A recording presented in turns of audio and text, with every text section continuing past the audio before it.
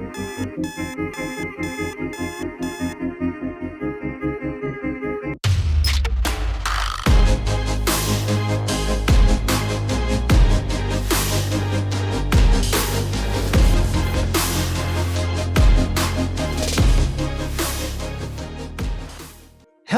and welcome back to the Very Real Estate Effect podcast, a show dedicated to real estate investing right here in Quebec. Hello, everyone. Hello, Roxanne. You're constantly relying on third-party data to calculate rents, for expenses and stuff like that. Like, what do you use? Where do you get those numbers from? So, I mean, thanks to the internet, there's no lack of information anywhere, right? I don't know how they used to do it in the 80s or even 90s to find out the rents, if they were showing up at people's apartments where there's alleyway signs outside. But we have a strong database, and a lot of, let's say, rents, for example, there's listings everywhere. There's all kinds of platforms now, or if it's brand new developments, we'll call and we'll see, what are you asking? So the information is everywhere, and there's a lot of players in the market in that sense. And it's important, I think, to speak to as many as possible, because you're right that, again, it depends who's asking. If it's someone that's, I don't know, renting out their condo unit, that rent's going to be different than someone who's then a professionally managed building that has a marketing effort and they're renting those units. So we have to consider all of that. And that's part of the analysis of the of getting the right market rent. So another question here from our silent Dino, who's here in spirit. What are your thoughts on someone wanting to do a new build and asking an appraiser on architect plans? Wow, thanks, Dino. That's exactly my situation. The value when the project will be finished, because it's so hard to, you're appraising now for something you're going to build, and that's actually going to be delivered in 2 years. So, I mean, that's basically a scenario, right? So we would still, let's say we would say, okay, we're going to consider the current market value. So still, as of today, what would this property be worth if it was 100% complete based on the plans provided? So we're not looking prospectively speaking, because again, that's subject to more risk, because who knows what can happen in 2 years. So it would basically just be based on assumptions that it's done today. And this is what you can get. Okay. All right. And so obviously so much has happened in the last 2 years. The world changed. We all got slapped or punched in the face, depending on how you want to see it, or a kick in the butt, or actually like jumped forward. Depends on the mindset. From, thinking of the multifamily, the industrial boomed. What have you seen over the last year and a half on the market? So I guess I'll speak to multifamily. So especially last year, we saw that cap rates kept going down. And that was driven by, I think, obviously investor demand, but the investor demand there comes from the fact that a lot of these properties have income upside, right? Yeah. So either units right now that are operating below market, vacant units that are not operating at all, or the possibility of these units being renovated, upgrading, and then achieving a higher market rent. And then secondly, I think that there's upside in a sophisticated investor coming in and professionally managing the building. So again, as I said, operating it properly, ensuring a stabilized operating cost ratio, a proper marketing effort to get better occupancy figures. And this will all positively impact the net operating income and then in turn value. I think the majority of sales we saw were properties with income upside. There were less brand new developments that sold.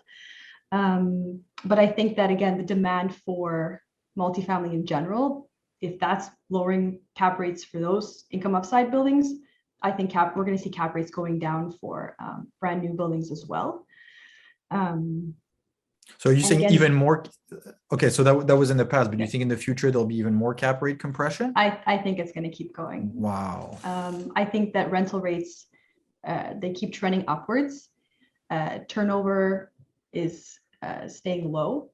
And I think that new units are generally slower to come to the market, which of course adds to the lack of supply that we have. And that's a perfect storm, I think, to keep values going up. Mhm. So then that begs the question for like, what do you see coming for next year? Much the same thing. Yeah. I think that also what doesn't help is that construction costs have continued to go up. Land costs have continued to go up. So that's putting more pressure on profit margins for developers. And at some point, it may start to impact the viability of projects, right? Mhm. And again, that's pushing also more developments going off island, especially now with the work from home. People don't mind necessarily living further away from the downtown core. Yeah. And we're seeing that, North Shore, South Shore, Vaudreuil. So I think that we're going to keep seeing much of that. Mhm. And the impact of the different lifestyle, like, and you mentioned Vaudreuil, I'm just thinking of Mirabel and how much Yeah. it's grown over there, and Yep. there's a lot more density, and obviously there's the big development from Ray Jr. But even other than that, other areas of town where there's entire suburbs that now it's not just single family homes anymore, it's four-story high. Yeah, definitely. I mean, I think we need more density, right? Because urban sprawl in general is not great. It puts more people on the roads. It doesn't do much for the work-life balance.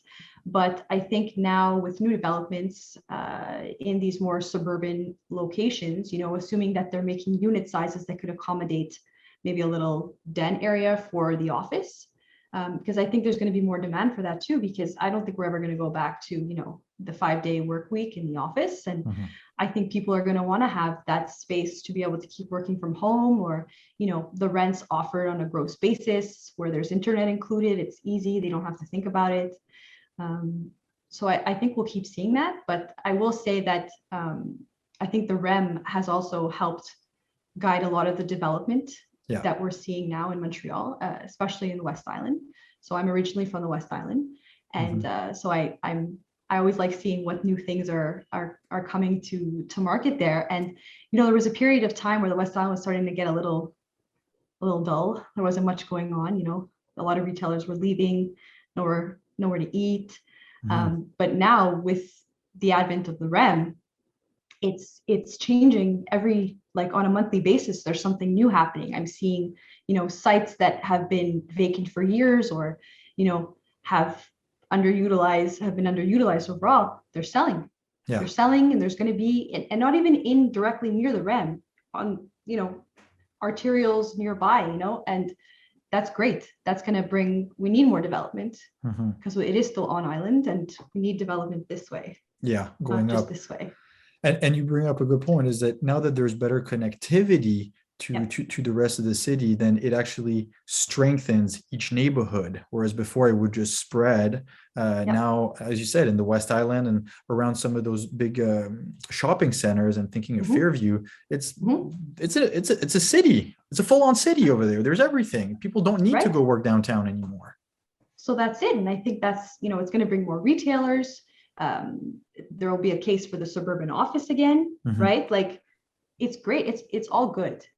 And there would even be a case to see, like, on a neighborhood analysis on price per square foot, that maybe the more central areas is going to stabilize, whereas the little bit more the outskirts are going to increase a lot more. Yep. As there's more demand, right? Because as soon as the people go, well, then again, land prices will start going up. If there's more higher density buildings available, baby boomers can start to downsize. They'll have somewhere to go. They can still stay in the community that they know. New families will come in. They'll renovate those single family homes, perhaps, that haven't been touched for years. And everything starts to come up. And this is where the cities have such a big role to play. And they want more density, but it's so difficult to get it takes so long to get a building permit to add a unit in the back or in the basement, or add a floor if the zoning allows. And I was going to say, from your standpoint, do you have any interaction, I was going to say, with the city in order to plan some of this? No, I mean, I would say that's urban planners, right? But I mean, the Right. city certainly is a partner in this, in the sense that, like, again, I'll use the REM as an example. That's government investment in infrastructure. And now look what's happening, Mhm. right? So it's everyone has their part to play in this, I think. And by just sitting back and saying no, you do it, well, Yeah. that's not how it works, right? Everyone's a player in Mhm. this. So Mhm. And so finally, like with your crystal ball, what did you see? What are the next areas in Montreal, or the areas or neighborhoods within the greater Montreal region that you think will take a lot of value? Like basically, where should we invest? Ooh. Oh, pressure's on. No, Yeah. I'm gonna stay true to being a West Islander, and I'm gonna say I believe in the West Island. I really think we're gonna see a lot of changes, and it's exciting. Mhm. It's exciting to see, and I think there'll be a lot more demand if possible Yeah. uh, to go to the West Island. So Does that mean that you invest in real estate in the West Island? no, No. not yet. Well, maybe in the future. Yeah. So where can people find out more about you? What's the best way to get in touch? So via email, or even just giving me a call. I mean, I'll provide my all my contact details for you, Axel. Mhm. Thank you very much to everyone. Keep sharing this episode with a friend, and tune in next week for another episode. Thank you very much and have a great day. Ciao.